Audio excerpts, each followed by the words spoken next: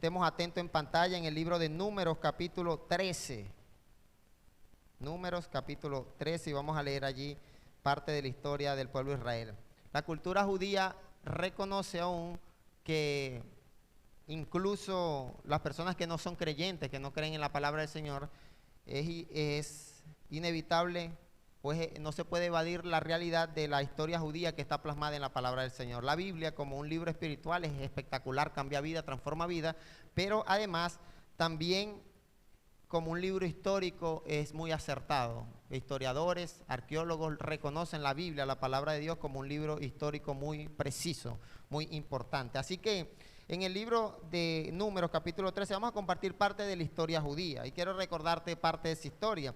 Dios le dijo al pueblo de Israel que les iba a permitir llegar a una tierra que era donde ellos iban a vivir, iban a ser una nación, el lugar donde se encuentra actualmente Israel.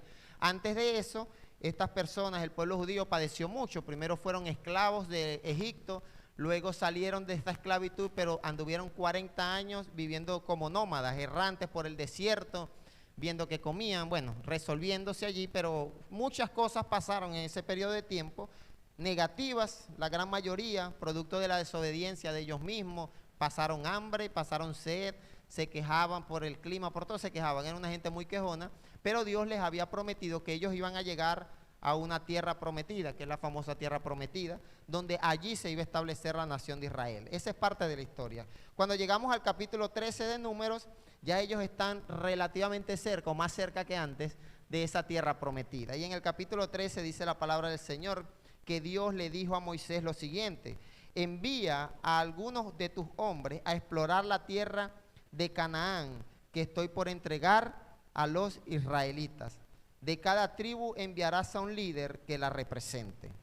Bien, ya están cerca del lugar que iban a poseer, de la tierra que iban a poseer, y Dios le dice a Moisés: manda a unos espías, a unas personas que vayan a reconocer, a hacer un reconocimiento de la tierra. Esto era muy importante en tiempos de guerra, porque eso permitía saber las fortalezas y debilidades de nuestro enemigo. Porque les tengo una noticia, que es que la tierra no estaba desocupada, la tierra estaba habitada por un grupo de personas, las cuales Dios les dijo que se los iba a entregar al pueblo de Israel. Entonces les manda a hacer un reconocimiento, les dice: vayan a explorar la tierra de Canaán, porque estoy por entregársela a los israelitas. Y le manda a que de cada tribu de Israel envíe a un líder que lo represente. Ahí en el capítulo 13, no los vamos a leer los nombres, pero desde el versículo 5 hasta el versículo 15 se menciona nombre por nombre y de qué familia, de qué tribu eran las personas, los 12 hombres que fueron a hacer esta labor de exploración, estos exploradores. Fueron a ver si la tierra hacía frío, si el clima era agradable, si la tierra era fértil, si era montañosa, si era planicie. Todas esas cosas eran la labor que ellos tenían por hacer. Y el versículo 17 dice que cuando Moisés los envió a explorar la tierra de Canaán, les dijo lo siguiente: suban por el Negué hasta llegar a la montaña. Y el versículo 18 les da las instrucciones: exploren el país y fíjense cómo son sus habitantes, si son fuertes o débiles, si son muchos o pocos. Claro, porque claramente, si en tiempos de guerra era necesario saber si el enemigo tenía más soldados que tú. Era como lo más lógico, ¿sí? Y era necesario crear quizás una estrategia militar para saber cómo atacar, cómo conquistar aquella ciudad. Y el versículo 19 Moisés les dice: averigüen si la tierra en la que viven es buena o es mala. Si es fructífera o es una tierra desértica que usted nada de lo que siembra iba a dar, pero si es una tierra buena, usted sin querer queriendo se le cayó una semilla y ahí nació un árbol. Vayan a ver, averigüen si esa tierra es buena o mala y si sus ciudades son abiertas o son amuralladas. Ya estábamos en tiempos de construcción y de arquitectura y de ingeniería civil. Muchas ciudades, menciona la palabra de Dios históricamente, que ya tenían murallas, estaban rodeadas por murallas. Otras ciudades quizás poco desarrolladas para la época, no tenían esta tecnología de infraestructura todavía. Y el versículo 20 Moisés le dice: examinen el terreno y vean si el terreno es fértil o estéril y si tiene árboles o no. Y les da un llamado y les dice: adelante, traigan algunos frutos del país. Esa era la temporada en que maduran las primeras uvas. Antier vi un intento de una mata de uva que están sembrando y Es una fruta que a mi parecer yo de niño siempre la consideré como exótica, como una fruta muy exótica, es la palabra que yo consideraba. Pocas veces de niño veía uno un racimo de uvas en la casa, quizás por el lugar donde vivimos, quizás no es muy común, pero en esa tierra dice la palabra del Señor que estaban en temporada en la que maduraban las primeras uvas. Un dato curioso, pero que más adelante vamos a ver el porqué de esto. Querido hermano, el día de hoy el Señor nos está mostrando que muchas de las cosas que nosotros queremos alcanzar, necesitamos aprender cómo identificarlas y buscar la ruta quizás, cómo nosotros podemos llegar a ese lugar. Estas personas tenían 40 años buscando un lugar donde establecerse. Cuando están cerca del lugar, ¿qué les dice el Señor? Vayan y vean cómo es aquel lugar. Pero algo curioso de esta historia es que el Señor en el versículo 2 les dice: vayan y exploren la tierra que yo, Dios, estoy por entregarles. Es decir, les está diciendo, exploren, averigüen, pero ya Dios les va a entregar aquella tierra.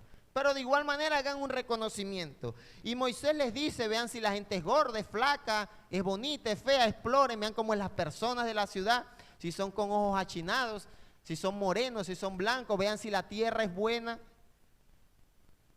para la agricultura, y les dice, traigan fruto de la tierra para que lo comparta con nosotros. Y dice el versículo 21, narra que bueno, estas personas fueron, dice, los 12 hombres se fueron y exploraron la tierra desde el desierto de Sin hasta Rehot, cerca de Lebot Hamat.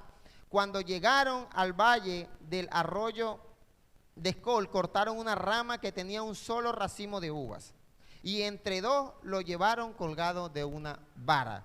También cortaron granada e higos. Dice la palabra del Señor que el racimo de uva ese era tan grande que entre dos personas tuvieron que llevar la rama de aquel cultivo. No dice cuánto pesaba, pero seguramente pesaba muchísimo o lo suficiente como para que no cupiera en la mano de una persona, o para que un solo soldado no pudiera, un solo espía, eran 2 espías, pudiera llevarlo.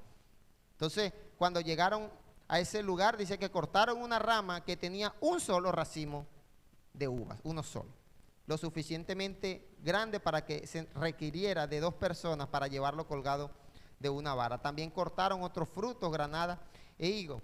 Y el versículo 24 dice, por el racimo que estos israelitas cortaron en ese lugar, le llamó Valle de Escol.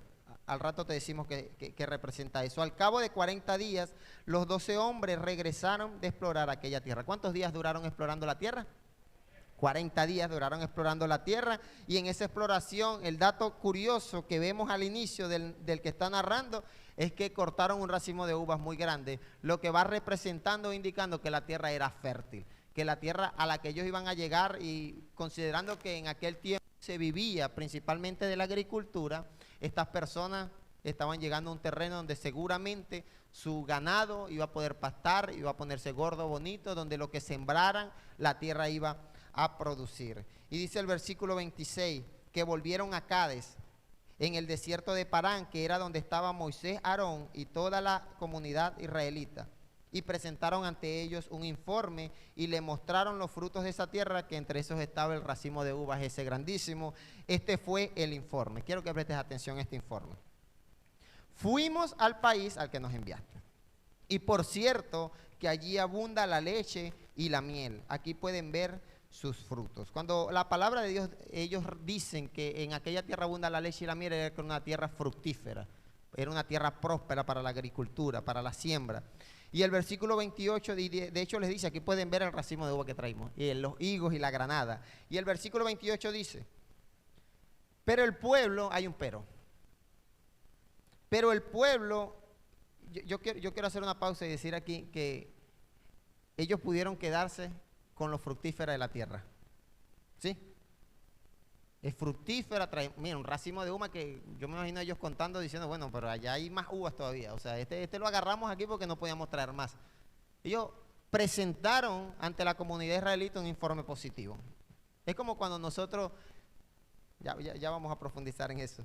Hay un pero el pueblo que habita allí es poderoso. Sus ciudades son enormes y están fortificadas. Hasta vimos allí anaquitas. Los amalecitas habitan en el Negué. los hititas, jebuseos y amorreos viven en la montaña y los cananeos ocupan la zona costera y la ribera del río. Querido hermano, el día de hoy quiero compartir con usted ese pero que usted y yo ponemos para no alcanzar absolutamente nada en la vida. Ese pero que nosotros, aunque estamos viendo resultados positivos o aunque estamos viendo que nuestro esfuerzo puede dar frutos de bendición, hay un pero. Porque estas personas, Dios las llamó para que fueran a reconocer la tierra que ya Dios les iba a dar. Y cuando llega dicen, claro, la tierra produce leche y miel, es buena, aquí están los frutos, pero había que considerar la condición de aquellas ciudades, que dice la palabra que eran ciudades enormes y estaban fortificadas. Y considerando que estos israelitas vivían era en el desierto, ellos no tenían murallas, ellos no tenían casas, no tenían casas de ladrillo, o sea, ellos andaban errantes en la tierra.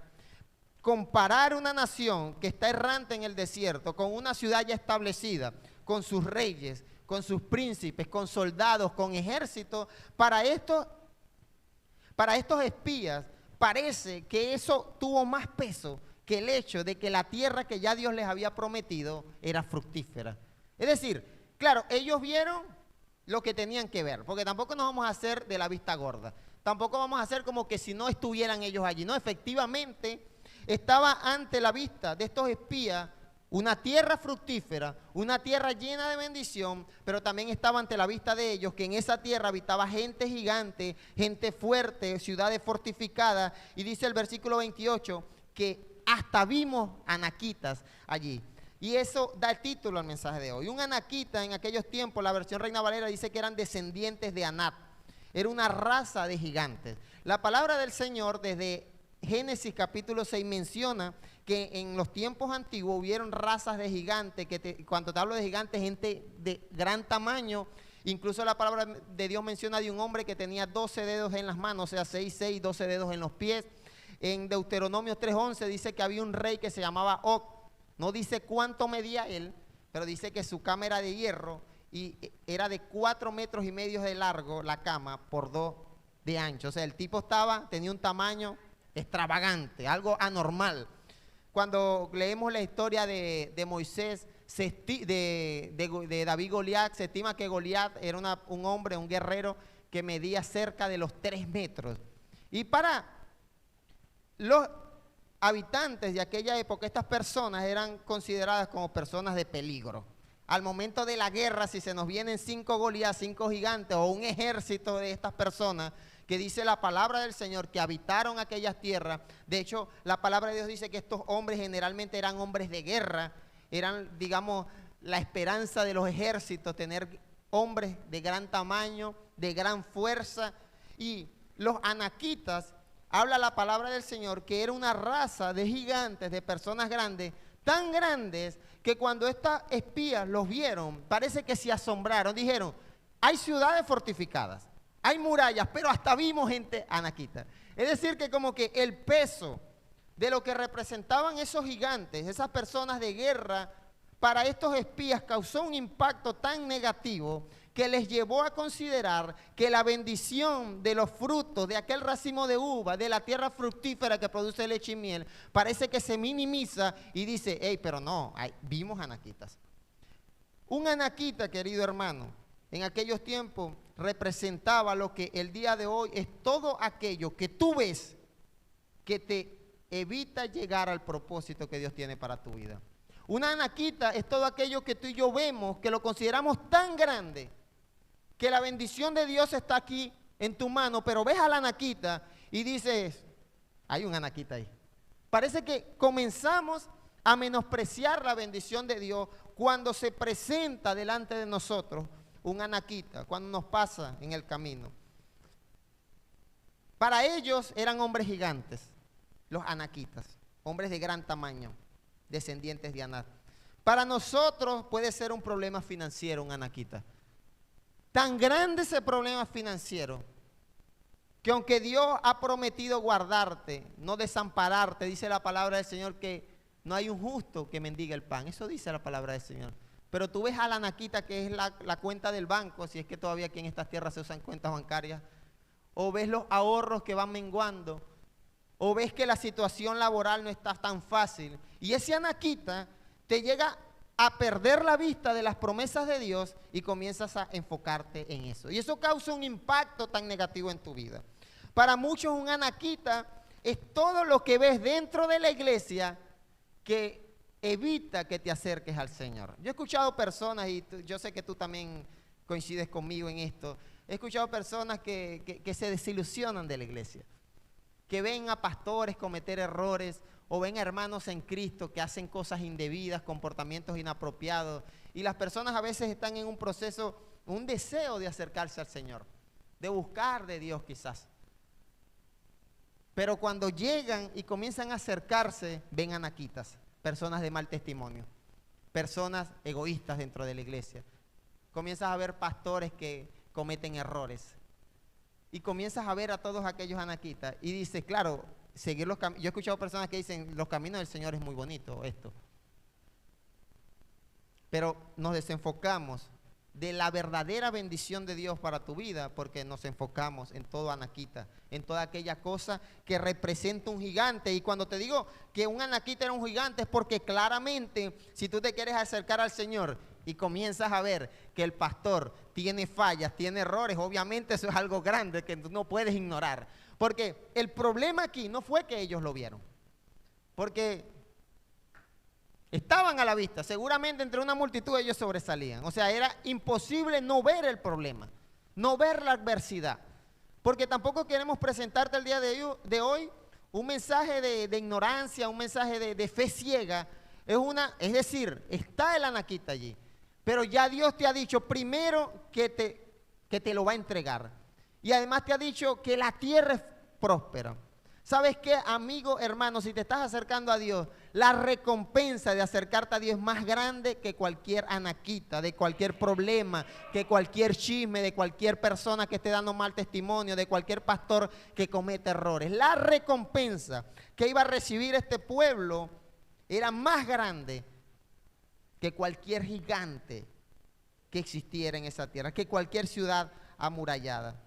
Una anaquita muchas veces para muchos de nosotros son ideologías, pensamientos, formas de pensar que son tan grandes que no te permiten observar las cosas en perspectiva y escuchar la voz de Dios en tu vida.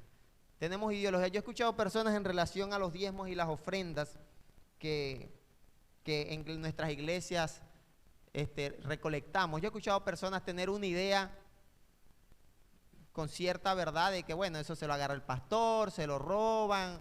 Bueno, no, esos son unos vividores, eso es un negocio, tener una iglesia. Yo he escuchado personas decir, vamos a montar una iglesia, que por ahí me echaron un cuento que ahí está la plata, pastor, vamos a montar una célula. O sea, tienen una ideología, un pensamiento referente a algo relacionado al Señor que les impide ver más allá.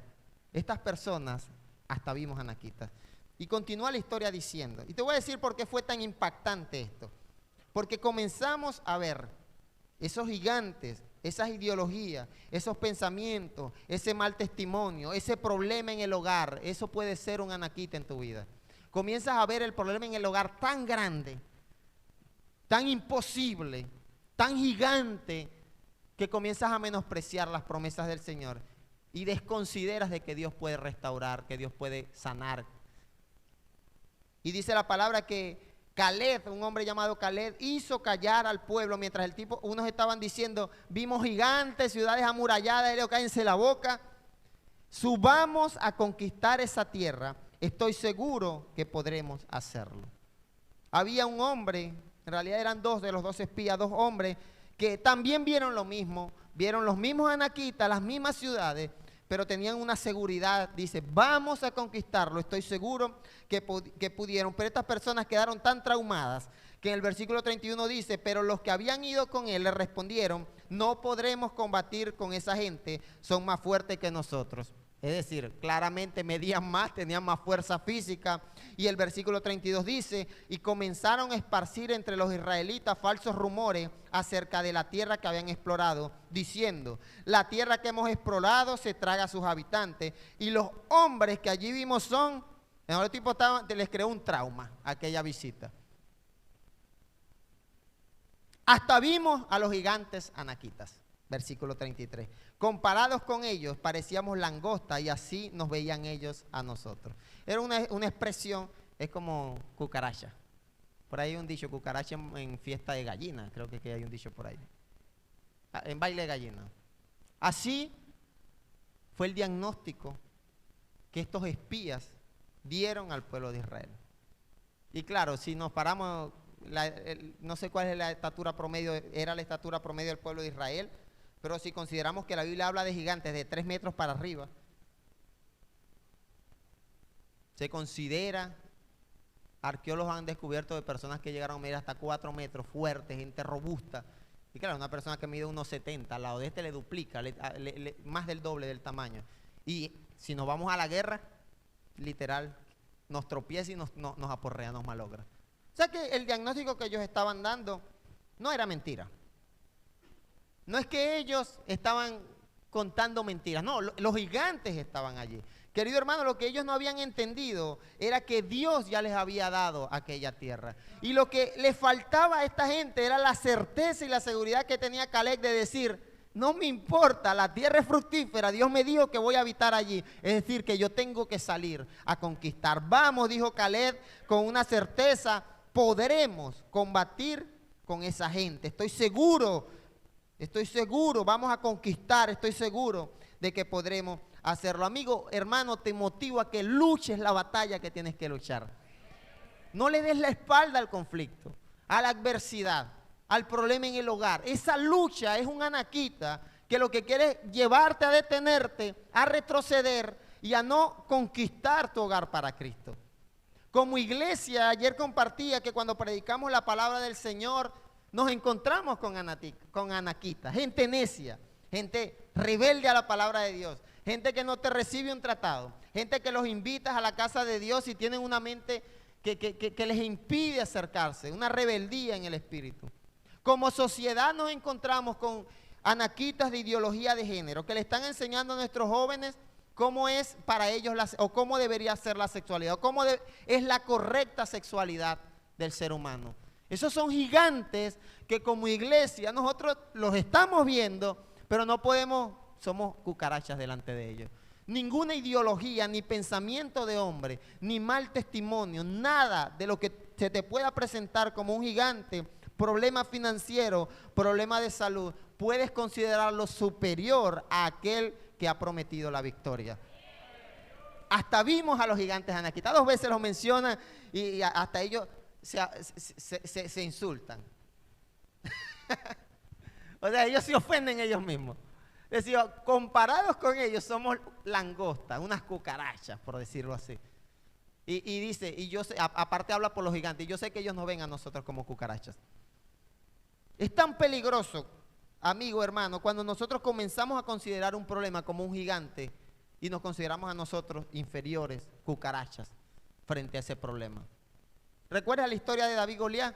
Un joven, 16, 17 años aproximadamente, un guerrero de aproximadamente 3 metros, gente preparada para la espada, un hombre con escudo, preparado para la guerra, un muchacho que lo que era pastor de ovejas, se presentó ante aquel gigante con una onda, una piedra, o sea, y lo mató.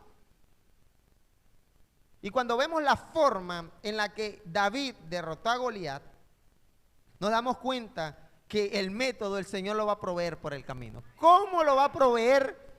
Sabrá Dios. Pero es necesaria la seguridad y la certeza de cada persona, de cada hermano, de cada amigo, de entender que Dios quiere hacer algo y que el gigante está allí. Allí está el gigante. La historia cuenta que el rey David, que no era rey todavía, fue al río y agarró 5 piedritas. Ese fue el método. Y dice que tiró la piedra y la piedra se le enterró en la frente, cayó allí y luego con la misma espada del gigante lo asesinó. La historia cuenta que también el método más lógico para derrotar a ese gigante era que David se vistiera como hombre de guerra. Y le pusieron su espada, sus trajes de guerra, su escudo y él dijo, yo no puedo con esto. Es decir que el problema es que muchas veces cuando vemos la dificultad, el problema, el gigante, los anaquitas, nosotros buscamos nuestros métodos para poder derrotarlos.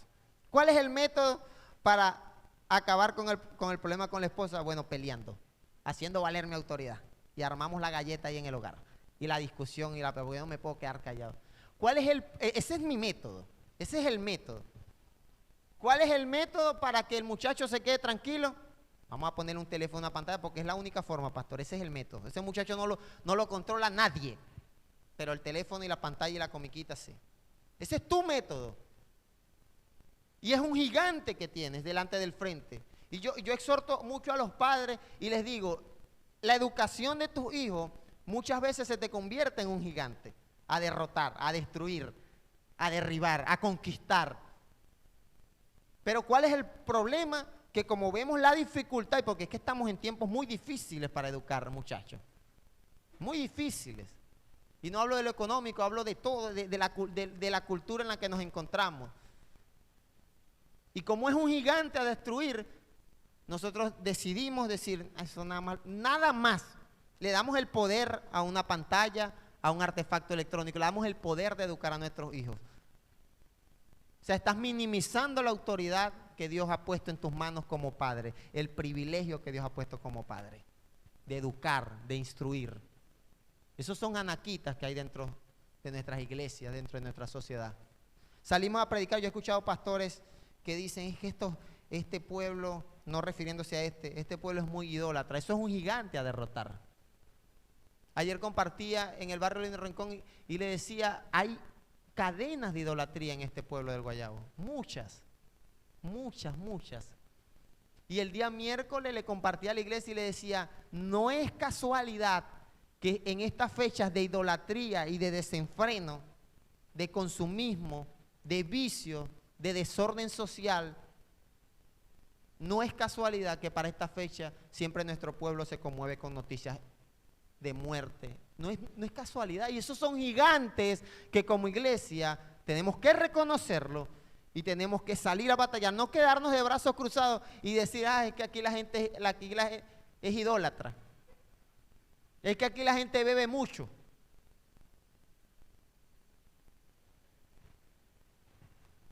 Vimos anaquitas y cometen el triste error de menospreciarse ellos y menospreciar la promesa que Dios le había dado. Y Dios ha dado promesas a los padres. Instruye al niño en su camino y cuando fuere viejo, va a darle poder a un teléfono, un juego, un videojuego. Menospreciando tu autoridad, menospreciando la promesa de Dios. No vamos a salir a predicar el evangelio porque a la gente no le gusta ser evangélica. Menospreciando la palabra que dijo Jesucristo, que el sembrador sale a sembrar y la semilla va a caer. Unas van a caer en mala tierra, pero hay una semilla que va a caer en buena tierra y va a dar fruto. Así que yo te animo el día de hoy, como iglesia, como padre, como madre, como esposo, a identificar esos anaquitas, pero nunca a menospreciarte y a menospreciar el poder de Dios, las cosas que Dios puede hacer en tu vida. Motivarte a pelear las batallas que tengas que pelear. No con tus métodos, no con tus formas, sino con la forma del Señor. Y 3 cosas quiero darte como consejo cuando tú veas un anaquita en tu vida. Y lo primero es que identifiques los beneficios.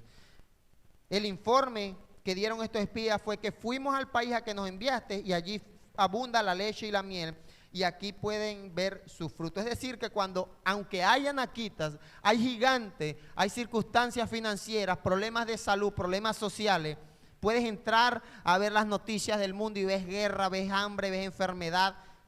Esos son gigantes, pero fuera de eso también hay bendición de Dios. Y es bueno identificar esas bendiciones, los beneficios que te trae serle obediente y creerle al Señor. No es hacerte de la vista gorda, no te estamos diciendo que te autoengañes. No, es que el problema económico existe como sociedad.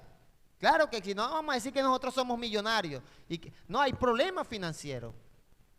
Tenemos problemas políticos como país, problemas sociales, existen, los identificamos, pero la bendición de Dios debe pesar en esa balanza más que aquel problema, que aquel gigante. Lo segundo es que no tengas temor. El versículo 28 de Números 13 dice que los espías dijeron, pero el pueblo que allí habita es poderoso, sus ciudades son enormes y están fortificadas, y hasta vimos anaquitas allí. Y todo problema que se presenta en nuestras vidas, muchas veces lo identificamos de esta forma. Es grande, poderoso, pero dice la palabra en Isaías 41:8 en adelante, pero tú Israel, mi siervo, tú Jacob, a quien he escogido, descendiente de Abraham, mi amigo. Mira lo que le dice. Te tomé de los confines de la tierra, te llamé de los rincones más remotos y te dije, tú eres mi siervo, yo te escogí, no te rechacé. Así que, versículo 10, no temas. Así que no temas, porque yo estoy contigo, no te angusties, porque yo soy tu Dios. Te fortaleceré y te ayudaré, te sostendré con la diestra de mi justicia. No temas.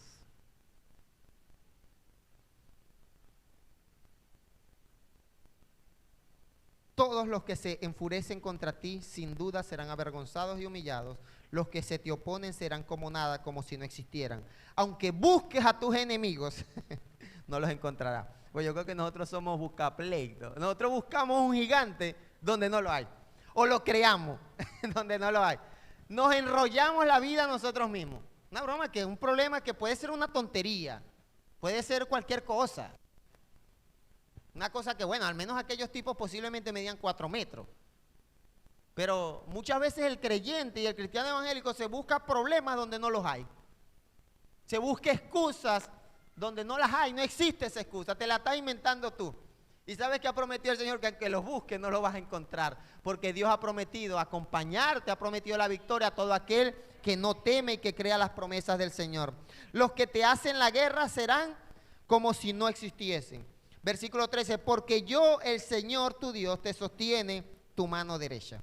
Yo soy quien te dice, no temas, yo te ayudaré. Y allí caemos en el principio bíblico de que no son tus métodos lo que van a lograr destruir con aquel gigante.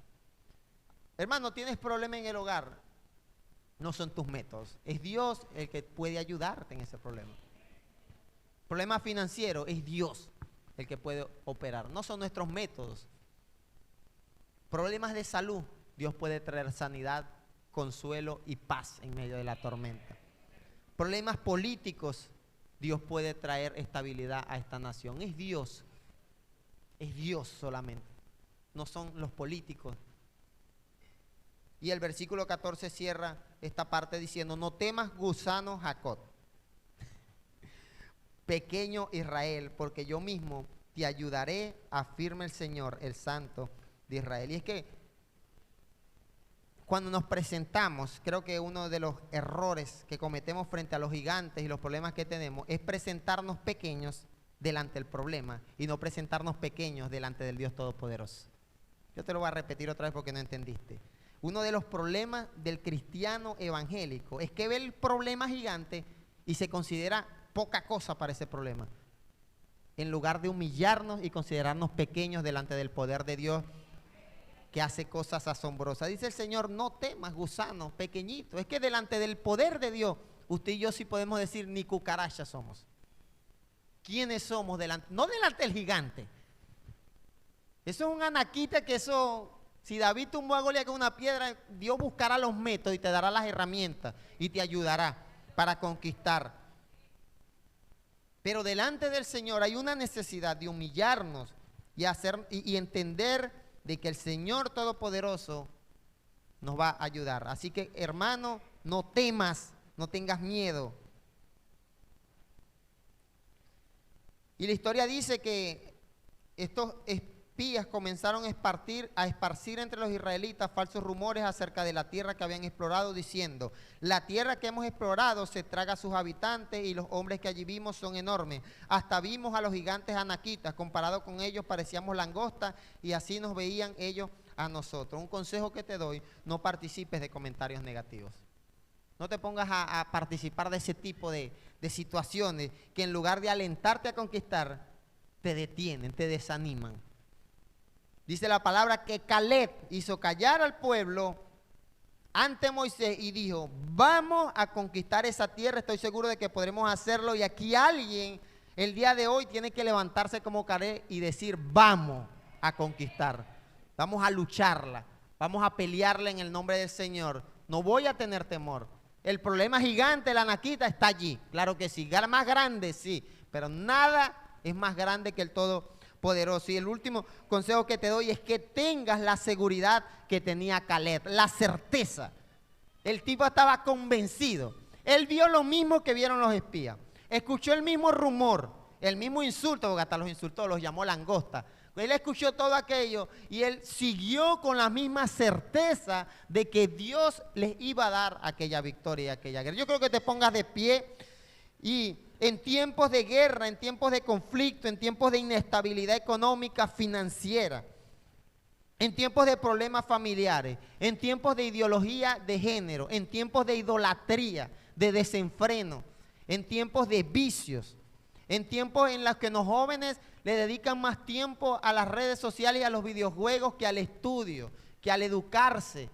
En tiempos donde los padres cada vez le dedican más tiempo para educar a sus hijos. En esos tiempos tiene que levantarse gente como Caleb y decir, vamos a conquistar. En tiempos donde nos encontramos en una sociedad idólatra. Como decía la palabra de Dios, perversa. Ayer compartíamos gente necia que rechaza la palabra del Señor. En tiempos donde muchos de nosotros que formamos parte de las congregaciones somos de mal testimonio para que otros lleguen. Muchos de nosotros. Estamos en esos tiempos donde muchos venimos a una iglesia y fuera de aquí damos mal testimonio. Y ese gigante representa la causa por la cual otra persona no se acerca a Cristo.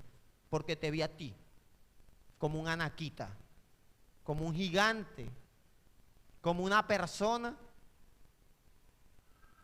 que no da ejemplo. En esos tiempos tiene que levantarse gente como Caleb y decir, yo voy a conquistar, voy a marcar diferencia, voy a pensar diferente. Así que quiero que le tomes la mano a tu